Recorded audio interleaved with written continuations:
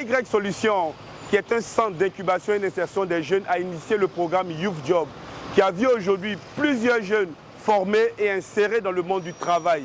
Aujourd'hui, nous allons à la rencontre du jeune Seri David, qui est superviseur HSE sur la construction du projet de l'hôtel de Golden Tulip. Il va nous expliquer son parcours et je vous invite à me suivre pour écouter son histoire. Suivez-moi.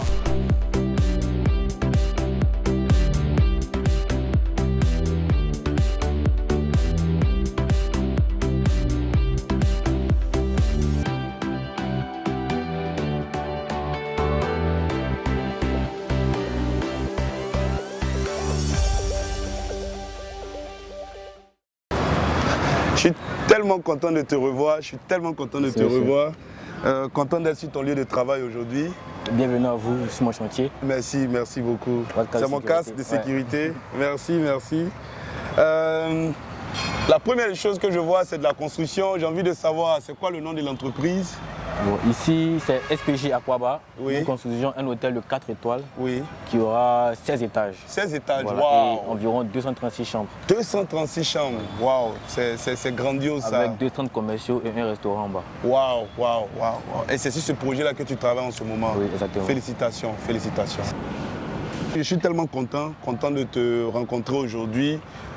Pour tous ceux qui te regardent aujourd'hui, quel est le métier que tu pratiques? Ok, aujourd'hui je suis coordinateur HSE ici. Wow, ok. C'est-à-dire je dois veiller à tout ce qui est activité HSE. Oui. Voilà. Oui. Et qui dit HSE, c'est la santé et sécurité au travail. Au travail.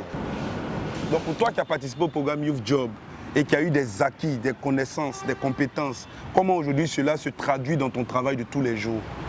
Ok, cela m'a impacté à 3 niveaux. D'abord au niveau théorique, avec le NIBOSH, qui est, on va dire, un diplôme de renom qui m'a permis d'avoir des acquis et de consolider ce que j'avais déjà. Et ensuite, il y a eu ce qu'on appelle l'immersion en entreprise, à travers les visites d'entreprise et de chantier, où on a été confronté au monde du travail, chose qui n'est pas commune pour un étudiant. Voilà. Et ensuite, nous avons fait ce qu'on appelait les soft skills, c'est-à-dire le développement de soi-même, à travers la gestion de soi, la gestion du stress et des autres. Ce qui me permet aujourd'hui de gérer une équipe de 150 personnes. Waouh, c'est exceptionnel. Et ces 150 personnes que tu gères aujourd'hui, tu les gères au quotidien, c'est ça? Oui, au quotidien, 12 heures par jour. 12 heures par jour? 12 heures par jour, oui. Waouh, c'est exceptionnel. Moi, je suis tellement fier de toi, tellement fier de ce parcours, parce que je sais que quand tu quittais le centre, tu avais intégré une entreprise en CDD qui était située à Jacquesville. Comment s'est passée cette transition de Jacquesville aujourd'hui à cette nouvelle entreprise où tu es aujourd'hui?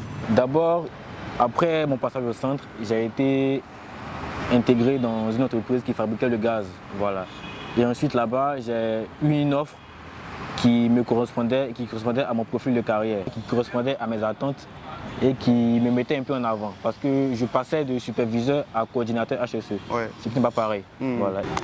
Mais déjà, parlons de votre première expérience dans le gaz à Jacquesville. Ça s'est bien passé avec vos superviseurs, avec votre travail. Qu'est-ce que vous avez appris là-bas en termes d'expérience? Là-bas, en termes d'expérience, j'ai beaucoup appris sur la production de gaz et d'électricité. Et l'anglais que j'ai aussi appris au centre m'a beaucoup aidé là-bas, vu que là-bas, c'était que des anglophones et des espagnols. Et oui, ça m'a beaucoup aidé. J'ai aussi appris à m'exprimer face aux étrangers. Voilà. Il y a eu un peu ce choc de culture-là qui est arrivé.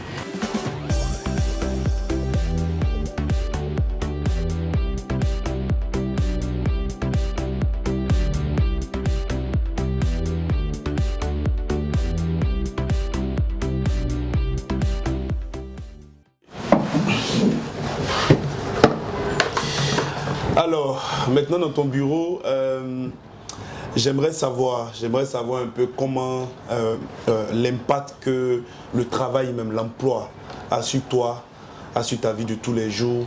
Et c'est quoi le changement de toi qui est passé d'un étudiant après être sans emploi, après suivre une formation et être aujourd'hui en emploi? C'est quoi l'impact du travail sur ta vie? Déjà, ça m'a impacté à tous les niveaux, on va dire. Déjà au niveau personnel, c'est d'abord une satisfaction et on va dire un plaisir de soi-même pouvoir subvenir à ses propres besoins. Et ensuite, il y a aussi une source de motivation pour tes frères et sœurs et pour tes amis qui sont, on va dire, peut-être encore à l'école ou encore au chômage. Et ensuite, tu es, on va dire, la fierté de tes parents. Voilà. Donc c'est un peu ça. Et quel est le conseil que tu peux donner par exemple à tous ces jeunes-là qui ont perdu espoir, qui disent qu'il n'y a pas d'emploi en Côte d'Ivoire, qui disent qu'il n'y a pas d'opportunité d'emploi? Quel est le conseil que tu pourrais leur donner, surtout par rapport au programme Youth Job, qui a fait de toi aujourd'hui la personne que tu es? À ce sujet, il faut savoir qu'il y a assez d'emplois en Côte d'Ivoire, il y en a énormément. Mais on n'a juste pas la culture de la recherche d'emploi. On n'a pas les techniques pour pouvoir chercher les emplois et tout. Voilà. Et on n'a pas aussi les compétences nécessaires qui sont adaptées aux différents emplois. En général, nous sommes des individus lambda, mais seulement ceux qui ont des emplois, ceux qui se démarquent. Voilà, c'est pour ça qu'il faut suivre les programmes comme Youth Job pour pouvoir avoir certaines aptitudes et certaines soft skills pour pouvoir avoir des emplois. Là-bas, par exemple, on apprend à comment chercher un emploi, comment se tenir dans un entretien et comment peut-être négocier un contrat. Voilà, chose qu'on ne fait pas à l'école, malheureusement. Et je sais aussi que dans le programme Youth Job, vous avez en plus des soft skills, des cours en management et en leadership, vous avez des cours en anglais, vous avez des cours en informatique avec la maîtrise du back office et vous avez aussi tout ce qui est recherche des techniques d'emploi. C'est tout ça associé qui vous donne d'être prêt à l'embauche. Donc est-ce que tout ça t'a permis réellement d'être prêt et d'être à ce niveau que tu es aujourd'hui? Oui, en vérité, ça m'a beaucoup appris parce qu'en entreprise, le temps c'est de l'argent. Et en entreprise, on n'est pas payé pour apprendre, on est payé pour pouvoir produire. Voilà. Du coup, si tu n'as pas ces bases-là, tu es considéré comme un analphabète. Tu vois. Donc, il faut d'abord avoir les bases en informatique, en anglais et être beaucoup autonome. Voilà. Comme ça, tu pourras participer à l'éclosion de l'entreprise. Maintenant que tu es en entreprise, quels sont tes projets de carrière? Comment tu te projettes? C'est quoi tes ambitions futures?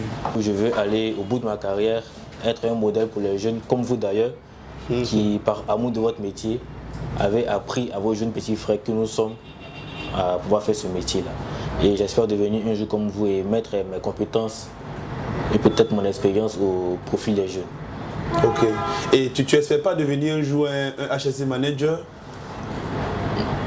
Bon, pour tout jeune, c'est notre souhait et on espère que Dieu nous permettra d'y arriver. Monsieur Coulibaly, nous sommes contents de faire votre rencontre aujourd'hui. Comme vous le savez, Monsieur Seri David, qui est un jeune qui est venu de notre centre de formation, aujourd'hui qui est intégré dans votre entreprise.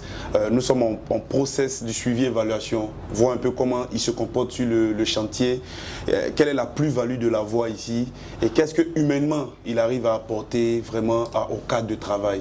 Donc la question, elle sera assez simple. Qu'est-ce que vous pensez d'abord de Seri? Qu'est-ce que vous pensez de lui? C'est un très bon collaborateur. Nous échangeons super bien sur les sujets techniques. Sa position dans l'entreprise, c'est une position de supervision. Donc on reçoit assez de remarques de leur part. Donc nous levons à chaque fois les réserves. Sur les points techniques, nous discutons beaucoup. Il est très communicatif. Et sur le point de l'humain, parce qu'on les forme aussi sur les soft skills, le savoir-être, avec les autres et tout ça. En tout cas, comme je l'ai dit, la collaboration, la communication, elle est parfaite. On n'a jamais eu de prise de bec avec lui. Il est très respectueux. Voilà, malgré que nous sommes jeunes, il m'appelle toujours chef, monsieur. En tout cas, c'est rare de l'entendre dire Coulibaly. Voilà. Donc, côté humain, même avec mes collaborateurs qui sont là, il n'y a pas d'animosité. Tout se passe super bien. Super. Ouais. Et vous pensez qu'il a quand même un gros plan de carrière avec vous, dans votre entreprise? Est-ce que les choses vont bien se passer? C'est quelqu'un de très dynamique. Il est très dynamique, il est très ouvert.